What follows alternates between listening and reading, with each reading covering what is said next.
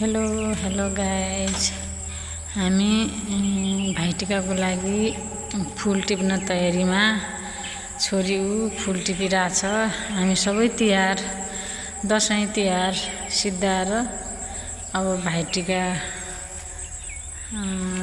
लास्टमा छौँ। भाइटिकाको घरको छेउमा फुल लाछु। ऊ छोरी टिपेर एक परात टिपिसक्यो, अर्को पनि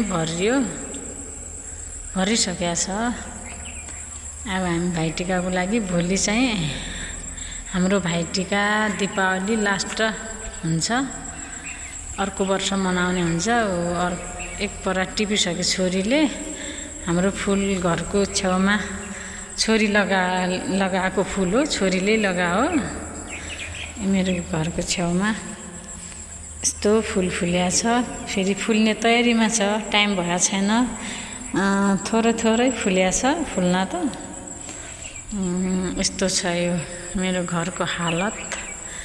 यस्तो छ गाइज, के गर्ने। हाम्रो घर हामी टिका लगाउने तयारीमा भोलिको लागि फुल टिपिरहेछौँ। फुल टिपेर छोरी आफ्नो भाइलाई दाइलाई लगाउँछ। घर त छैन, त्यही पनि घर भएका दाइ भाइहरूलाई लगाउँछ। अनि म चाहिँ आफ्नो दाइ भाइलाई छोरीले फुल टिपेर अब माला लगाउने पनि तयार हुन्छ। छोरी सबै यो छोरीले लगाएको फुल हो।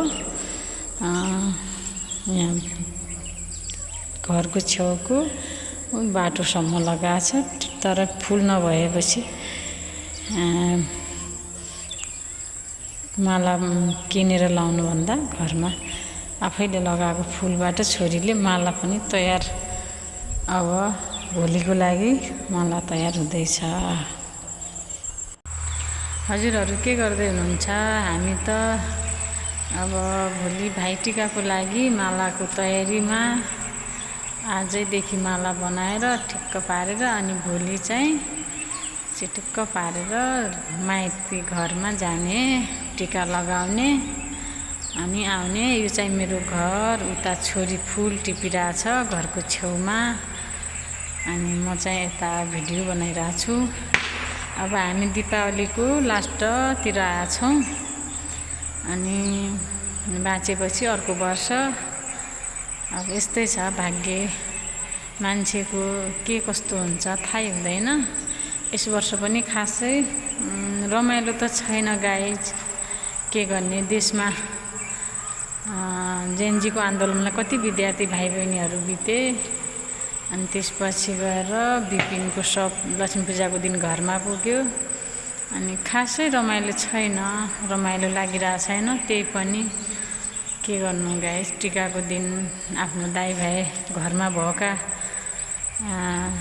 सबैलाई दाइ भाइहरूलाई टिका लगाउनु पर्यो हामीले। त्यस्तै छ। हजुरहरू के गर्दै हुनुहुन्छ? तयारी कतिको छ भोलिको लागि? छोरीले फुल टिपेको छ छोरीले। अब कति माला हुन्छन्? फुल टिपिरहेछ।